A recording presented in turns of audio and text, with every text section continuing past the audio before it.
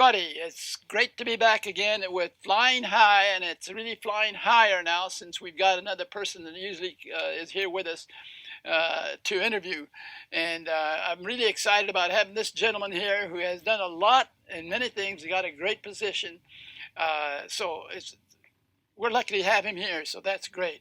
So let's start with what your name and so forth. What's transpiring, sir? Absolutely, and I appreciate you calling me a gentleman because I take that seriously. Being a gentleman is important to me, and my mom is proud of that fact, and my wife is too. So, and my daughter. She calls you a gentleman. Well, wow, you're really okay. I like to be that way. Like you said, being a gentleman is what we should be doing in this world. So yeah. So my name is Eric Dillie, and say it slowly, Eric Dillie. Dillie. Got Absolutely. That? Dilly, dilly, dally, dilly. So check it out. If and when I run for public office someday, my sign will say, it'll say Dilly Dilly on it. And there's nothing that the Budweiser company can do because it's my name. So they can't, it's my name. You should be paying me. Don't dilly dally. Dilly is the man to fire. So that's right. Yeah. That's right. Dilly Dilly. So Eric Dillie, and I'm currently the superintendent of schools for the Key Educational Group. And what we do is we provide services to traditional schools, traditional public schools, charter public schools, private schools, TK, pre-K centers, daycare centers. Wow. We provide professional development, logistical, operational consultation. Now, when you say you provide, are you involved in all this too, everything? Good question. Absolutely, yes. So our level of involvement really depends on the school. Yeah. So to give you an example, we service two public charter schools here in the East Bay. One is in Hayward, the other is in San Leandro, both authorized by Hayward Unified School District. Yeah. And we provide hands-on operational, logistical, financial assistance and back office support, professional development. I work with the principals very closely, problem solving for them because problems always come up on public school campuses, good and bad problems, but problems nonetheless that need to be solved. So I have a tremendous experience with that. I'll go into my history, my background, part of which actually I was a campus principal for a long time. Where was this at? So I started my administrative career. I'll go back all the way to the beginning, Doc. I went to Northern Iowa University in Cedar Falls, Iowa. I'm originally from Iowa. I have a unique background. I don't know where I'm from because I've lived in 5 different states. I spent the first half of my life in Iowa and Illinois, and a little bit. I spent 5 years, 85 to 1990, in Baton Rouge, Louisiana. Yeah. Well, you may not know where you're from, but you're from everywhere. I'm from everywhere. I'm an everywhere man. Everywhere. So in 2002, when I graduated, in 2001 actually, but in 2002, I moved to Austin, Texas, to start my career as a teacher and a coach. Now, I played football at college at Northern Iowa. I've always played football. I was a pretty good player, and I took that to the next level. And I also played baseball, and I wrestled a little bit. The state sport in Iowa is wrestling. Yeah. Some of the best wrestling programs in the world. Were you a linebacker in football? I absolutely was a linebacker, middle linebacker. Yes. How could you tell? So I was middle linebacker. When I got to college, though, I was a little too small to be a linebacker, believe it or not. So I was looking at strong safety. I still had some speed, but it was a great time. That was a great school, and I recommend anybody go to that school. Go there, but I moved to Austin, and I started my teaching career. And I started in a school that was high need school. So in education world, we call it low socioeconomically disadvantaged. Okay, a high what school? It was a high needs school. Oh, high needs. We refer to those schools now as low socioeconomic disadvantaged. So a certain percentage of your students qualify for free and reduced lunch, and they qualify by their parents' income or their guardian's income, and it was quite low. It was also a high Hispanic, high English learner population. So that's how I'm starting my teaching career. Do you speak any Spanish at all? So my wife is a native Texan. She's a proud native Texan of a large Hispanic family. Really? They've been in Texas since Texas was settled. In fact, after the Mexican-American War, the border was moved, and they were Americans overnight. I hear that story quite a bit. My father-in-law is one of my early mentors. He was a migrant farm worker, my wife's father, but he pulled himself out of that, and his father died young, so he was the man of the house. He went to school, earned his PhD, became a university professor, became a bilingual ESL director for a large school district, the school district that I actually worked in. That I received my first position in. So I speak a little Spanish, poquito, a little Poquito Spanish. nomás, no I can mucho. understand more than I can speak. Yeah. I should be able to speak more, but I think Yeah. that's a common Well, I'll forgive you this trait. time, Thank but you, next time I thank see you, you. you better be up on it, okay? I appreciate that. But so for 4 years, I taught in that school, and it was the best experience of my life. Really? Why I was it the best experience in your life? Why was it that? because I was fortunate enough to begin my career with in a fantastic school district with a fantastic mentor, the principal that hired me. I actually met him at my college in Iowa. So they sent him to Iowa to find me. Really? You're Yeah, kidding? he didn't know he was going to Wow. find me when he got there, but he found me as soon as he got there. And he's fantastic. And my teacher mentors were amazing. The families were amazing. It was a great school. The kids were so full of energy and life, and just I loved helping them. And I knew I wanted to be a teacher all along. Yeah. Through my college years, and even when I was a kid. Let me ask you one quick question. Sure. You said they sent him to find you. Yep. What were you doing that was so great that they were going to find you? Well, I think the college that I graduated from has a reputation for producing Okay. very good educators. Ah. It was originally founded as the Iowa State Teachers College. Uh-huh. Senator Chuck Grassley, who's still in the Senate, Uh-huh. he went to school there, and I transcribed his master's thesis. Okay. I worked in the library at UNI in the special collections unit, so I had to take his actual master's thesis, and I had to transcribe it into the computer so people could search for it. Okay. Pretty cool stuff. But he was sent there to find a good teacher, and he found me. And I have to say, I will toot my own horn and pat myself on the back. Yeah. I think I did a good job there. And Uh-huh. I fell in love. I knew I wanted to be a teacher, like I was saying, Yeah. because I love to serve. I fully believe that God put me on earth to serve others. Yeah. Really. I really do. I really, really do. That's why I'm in the Rotary Club. That's why I'm on the board of certain nonprofits. Wow. But I wanted to be a teacher, and he discovered me, and I felt so good about the interview. Uh-huh. Okay, I felt so good about it that I didn't go to any other interviews. I had 6 or 7 of them lined up. It was a job fair, and I had 6 or 7 lined up, and I felt so good about his interview. How great. I knew it was a God thing that I left, and I went to hang out with my friend who was still in school, and Yeah. I said, I got that job. You know what I mean? And sure enough, he called me in February and said, hey, come on down to Austin. And I packed my car up and went to Austin. You were married at the time then? No. So that's No? that's a good story. That's a good story. Now you're gonna like the story. So you grabbed her somewhere along the way. Okay. no, well, she grabbed me. Well, we kind of grabbed each other. So I was at my first school, and I had my class. We were told that this group was coming through. It was called Real Life Communications was the group, and it was a nonprofit faith-based organization. And what they did was they traveled around different schools in Texas and did anti-drug, make good choices presentations, and it was entertaining. It was like watching a production, like a show. Yeah. Okay, we were told that. Okay, great. That sounds amazing. That sounds like a good thing to do. So I take my class. Oh, we were also told that most of the people in real life, all of them, in fact, were high school kids. Really? Right? Yeah. Okay. That's what we were told. So I take my class in, and my wife she would become my wife. She walks across the stage, and she's really? So she was a state champion in Texas. She was a state champion actress. She was a No thespian, kidding. one-act play, and she's talented and she's creative. And she comes out and she's starting this production. I went, she is no high school student. There's just no way. Yeah. And my interest was perked. It was peaked up a little bit, and I said, man, and I swear to you, Doc, as I sit here in this chair, the God's honest truth, I fell in love right when I saw her. No and kidding. I'm not kidding. And I called my mom the next day and said, I think I met the one. And I'm not even kidding. Oh my. No and hyperbole. you didn't better yet. No, I didn't meet her yet. But so check it out. Here's how I did that. Yeah. So I knew I didn't want to disrespect her and talk to her while she was working. Right. Yeah. That's just, that being a gentleman, that's not what you do. Yeah. So I went to the computer in my classroom. I asked my friend who I coached with, watch my class for a second. I'm going to use the restroom, whatever. I'll be right back. I went to the computer. I emailed the email link that was on their website, and she answered me. You know what I mean? So then, because their emails were there. Yeah. What pray tell did you say in your email? If I may ask. Well, I still have it saved. I still have it saved in my Hotmail, and I won't read it. I won't read it per se, but I said, hey, I just want to know if you want to go grab a cup of coffee and chat a little bit. So then she sends me an email back that says, how do I know you're not a student? You know what I mean? Because as you can imagine, she would go to high schools, and students would how young men can be. So she said, how do I know you're not a student? I said, well, let's talk on the phone really quick. So we talked. Yeah. We actually met up for our first date. That's when I called my mom after we sealed the date and the time for the date.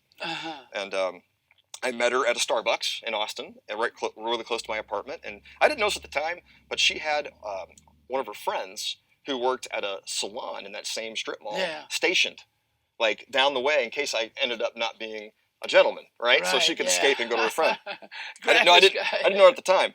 So one thing led to another, and we had a great date, and we continued the date to a place. It's like it's called Dave and Buster's. It's they have video games and there's food, and it's sort of like Chuck E. Cheese for adults. Yeah. It's kind of like, Okay. so we continued our date, and it was a great date. We made another date to go to a movie the next weekend, and the rest is history. I fell in love instantly. We were married in 2006. I met her in 2002. After how long had you known her? How many months?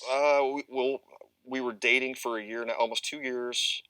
We became engaged for a year and a half because she actually moved back in with her parents, which was fine with them. And so we could save money for the wedding because she wanted the wedding of And that now she you wanted. have 12 kids or 15? I have one kid and one daughter. She's 12 years old. She's 2 years amazing. old? 12 years old. She's Oh, amazing. wow. Mhm. Yeah. She'll be in How 8th grade next year and then high school after that. But Yeah. so like I said, my father-in-law is an interesting story. So he grew up a migrant farm worker, South Texas, Del Rio. Yeah. And as you can imagine, in the 1960s and 1950s, there was racial strife and disharmony, I should say. And I'm actually the first white person that he ever really loved and trusted. Yeah, my mother-in-law told me that, and I think I cried when she told me that. Really? So she brought me home for the first time, and I was the first white guy she brought home. Well, what's the deal there? What come in? Well, she grew up in South Texas, and down in South Texas in the time it was all black in one area. Well, it was all brown on the border in the 80s and 90s. There was no racial mix. It was a very homogenous population, basically Mexican American and Mexican national. Yeah. And so she never had the opportunity, and she just never was interested until she met me. Wow. What I mean? So then her family is my family. They took care of me. I'll never forget that. And the families got together. We got together, and we've been joyfully married for 14 years together 18 years. Wow. And I never looked back, and we have a happy life together. So, but that's where I started my career. And your families are together. Her family, your family, knowing each other. Absolutely. Oh, Absolutely. Awesome. We have a great family dynamic. Her mom is my mom, and her dad is my dad, and vice versa. And that's how I started my career. I started my career meeting the love of my life. Yeah. In a great school with great mentors in a great area. Austin, Texas is an amazing place to live. My sister and her sister, I still have a lot of family there. Her parents are still in the Austin area. Yeah. Well, let me stop you a second. Sure. It's great what you're talking about, because this is why I love interviewing situations, because you're a superintendent and there you are and that's it. Okay. But your inner life and what you're going through and what you do to get there, but you didn't have it said, that's what I'm going to be. You just sort of... Anyway, go ahead. I didn't want to interrupt too much. So I think what you said is extremely accurate. Life comes at you fast, and opportunities always present themselves, and you have to take advantage of the opportunities as they're presented, because God puts people in your life for a reason. And I always didn't believe that, but my life was going a certain way, and things were happening so fast, and it was good things, and bad things happen to us too, and I was convinced at some point that there's a plan in motion, and that I just need to sit back, listen, and enjoy the ride, and handle business. So we moved to Dallas. We moved to Dallas in 2006 because her career took us there, and it was a nice pay bump, and I had to look for a job, and I found a teaching position in an affluent school district this time, really affluent, one of the better school districts in the whole state of Texas. Yeah. So I thought it was a great opportunity for me to see a different side of education, a side where students aren't struggling financially, but as I would learn, they have other struggles. Yeah. And I would have an epiphany after this experience that I'll get to. So I taught at a school for 3 years in Coppell, Texas, which is a nice suburb of the Dallas area. We bought a house there. Yeah. And students in this school had different sorts of problems that needed to be solved. It wasn't financial. It was lack of emotional support. It was. Oh, really? Yeah. How does that? What do you mean lack of emotion? They didn't feel this and that. Parents were busy with high power pressure positions, making pretty good money, and kids suffer because of that sometimes. Okay. And when a student, any student, doesn't matter if they're low socioec, high socioec, or in the middle, when a student feels like they're not being heard, emotionally taken care of, and heard, listened to, they oftentimes will turn to alcohol and drugs to find comfort, or they'll fall in with the wrong crowd who are using alcohol and drugs, or they'll gravitate towards other students who are in the same position, and they're not helping each other. They're sort of enabling the spiraling abyss of emotional unsupport. So it's a sad situation, and what I've really taken one thing that I have done as a professional educator that I committed to is helping every student that I can that's in whatever situation they're in. Yeah. If there's always a solution to a problem, and we can always plug them in to an outlet where they can get some help. Yeah, I believe that. Well, as you're saying that, when you got into that, and your feeling was helping every student you could. Sure. Of course, it's almost impossible a lot of times. It is.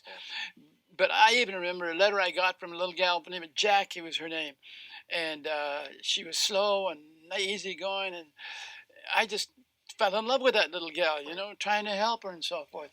So eyeing different people, is fantastic, and that's what you did, just big one. When you make the decision to become a public educator, yeah, it's not a decision one should make lightly. It's not just teaching the subject and content area. It's not just grading tests and teaching and facilitating learning. And it's you become a part of that child's life and that family's life, and you become an essential, critical component of their development. Do you still have, and then I want you to go on with memories, not so much memories, but people that call you that were your students years ago, they call you now? Such a good question. So a young lady I had my first 4 years, she's fantastic. I'm Facebook friends with her now. She's a teacher now. Oh, really? In the district. So she was an English learner when I had her in 6th grade. And that was 2002, 2003 school year. Yeah. English learner, low socioec.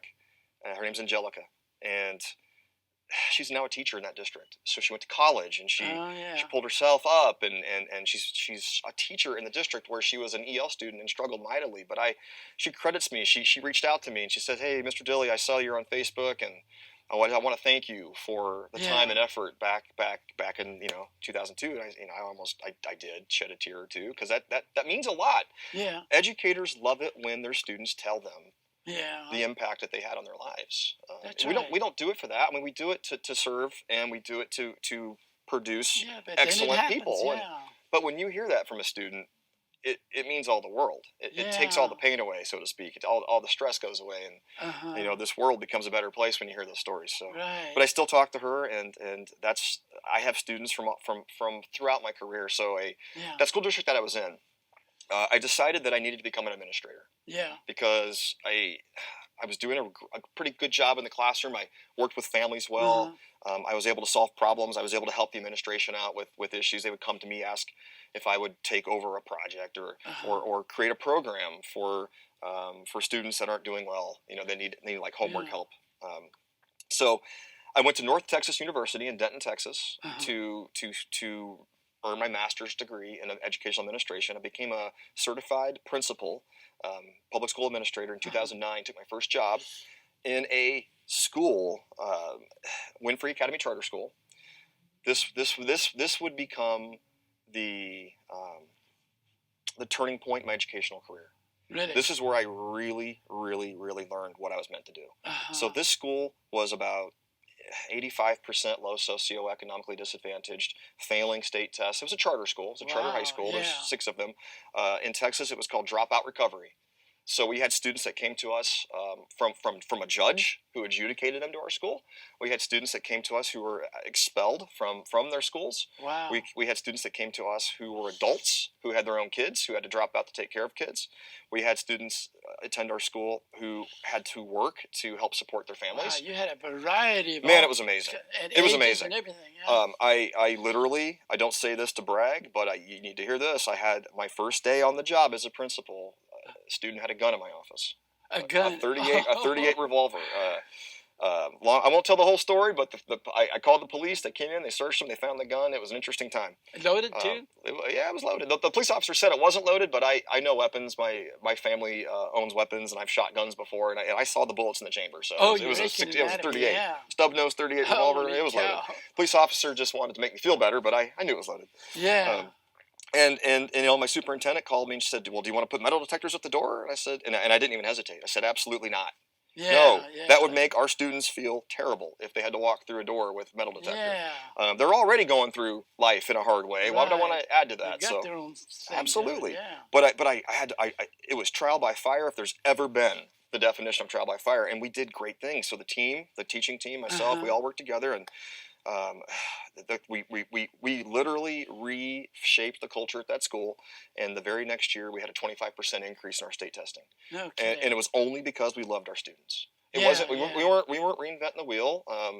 We were teaching. We did some programmatic things differently. We taught math and ELA a little differently. We did some labs and stuff, but yeah, but it was there in your heart. it was the love, man. Feeling and you had teachers that were doing that too. For sure. I mean, I told the teachers, look, you got to love these kids, and if we don't love them, yeah, then they're not going to succeed, and you don't get to work here anymore because they we're loving these feel kids. It one way or the other. Absolutely, they know.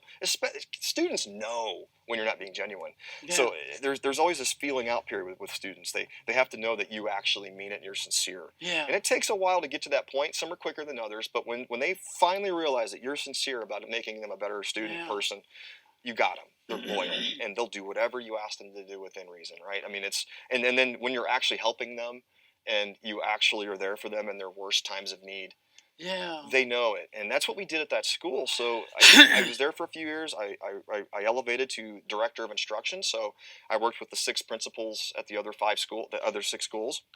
I opened a campus. We opened a new campus in 2012, and I moved here in 2013. Holy cow! So, how many schools do you have now? You're superintendent of how many schools are involved? So right now we have our 2 charter schools. 2 charter schools here in the Bay Area. We are looking at doing some other things, like I mentioned. We're looking at opening a preschool, a daycare preschool, and we have other schools in other states actually that want to. They want to hire us to provide professional development, logistic, operational consulting, because we have the colleagues that I work with we have a very, very, very wide, diversity educational background. Yeah. And schools, like I said, they go through problems, and they need people's help. Yeah. You can't do it yourself. You need to be on a team. You need to have people helping you. You just can't do it alone, especially in today's environment of in schools it's politics, it's money, it's this and it's that, it's tug, it's pull, it's push, it's pull. It's hard. It's hard being a public educator in 2020, especially in large metropolitan areas, because there are so many forces that are just pressing down on the educational infrastructure. And I had a professor during my master's degree when I was going through my master's program, and he asked the question, so what does a school administrator do? We all gave answers. He goes, nope, you're all wrong. It's money and politics. That's what you're going to deal with. Get used to that fact now. If you're not used to that now, then don't become a school administrator. You're kidding. No, that's what he said, and he was right. He was right. I mean, it is about the students, right? We're serving communities. We're making communities better. But in order to do that, we have to navigate through the money and politics. Yeah, so, boy, you're hitting stuff there that I got through, because we had people in the committee there, and one old fellow was in that sort of thing, politics and this and that, and he lied too to top it off, and I said, that's it, brother, but he dropped out. Otherwise I would have dropped out, but he dropped out. We went the right directions. It breaks my heart. But you get into that, wow. It breaks my heart. And we love students, public educators and superintendents and principals and teachers and elected officials. We love students. Yeah. You don't go into education in any capacity, whether it be a teacher, administrator, or an elected official, without a love of serving and students. Yeah. That's hopefully the majority, but they still have this other bit too that inevitably you have to wade through. You have to swim through some of that dirty, mucky water, and it's unfortunate. Well, tell me, what do you look forward to? What you're saying is great. Now you're in this position, you've done this, and I loved hearing what you've said, and you're feeling with it. And in your own mind now, what do you kind of look forward to in your progress in the schools you're working with? Absolutely. With our current schools, we are we are up for renewal next year. So in charter school, in public charter school world, you get 5 years, and then you have to go up for renewal. Yeah. So we will be going to the Hayward Unified School District to ask them to renew our school for another 5 to 7 years, and that's primarily based on your academic performance and your financial standing, and which is all good. Our academic performance is really, really, really sharp, and our math scores are pretty darn good, and we're working on it. We're not perfect. We no school is. We're working on the areas that our students need to improve on. But we're in good shape, so we'll ask them to renew us. And the future for us here in the Bay Area is really just make sure that our 2 schools here in the Bay Area are strong, that we work well with our Hayward Unified authorizers, that we serve this community in the best way we can, and just make Hayward better. Well, one of the reasons I asked that is because I'm going to grab you again by grab the shoulders and neck to get you back here maybe 3 or 4 weeks from now. Okay? I love it. Thank you. Okay, and I've got it on camera. See, he said that. I'm doing it. I'll be here. I'll be here. No, I really am serious about that because, I'd love to have you with us again. And because you've got so many things of interesting, and not only that, because there's a lot of things of interest, but you're there with the hands-on, and you're into it, and that's beautiful. So we have a couple of more minutes here, but I want you to go ahead and tell us more about, what you want to conclude here. Well, sure. More about myself. I'm actually on the board of directors for 2 local nonprofits. One it's called Partners for Change Tri-Valley. And Partners for Change is a national organization, and the mission of Partners for Change is to stop the cycle of poverty for adults. Adults, it's not student-centered, it's adult-centered. So what we do is we put a team around targeted adults that help them land a job interview, give them financial advice. We want to keep them from becoming homeless. We want to keep them from losing the students, whatever they have in their lives. Because one thing that people who live in poverty do not have is a network. Like us professional, educated people, we have these networks that we rely on for jobs, for advice. I've had a few positions that because a friend got me the interview and knew somebody, But people in poverty do not have that opportunity. So what we do is we surround them with people that can do that for them. It's great. That's wonderful. Another nonprofit that I'm on the board of is called Rising Young Leaders. Rising Young Leaders. So a man, his name is Moni Knopp. He is running for mayor of Livermore this fall. And he's a fantastic man. He started so many nonprofits, and he asked me to come on board to help with the educational piece. So Rising Young Leaders essentially is a leadership training for young people. It's a 2-week course with ongoing things throughout the year to help them become better leaders. Wonderful. It's absolutely good. So one of the things, and I told you about this prior to our meeting here, is World Peace. And it's a program where I have kind of set up things like you, and with people like yourself with a heart in it. That's what it needs, not just out here, we're going to do this, but you're doing this, with your heart, your feelings, your soul. And this is where you're at, in a sense, So any last words here? We got about 30 seconds left. I appreciate the opportunity. I look forward to coming back because there's more to tell, and there are things happening in the community that people that have no idea that's happening, that need to know. And if we're going to make the community a better place, all of us have to work on the solutions. Beautiful. Well, I want to thank you very much, and I look forward to seeing you again. That's awesome.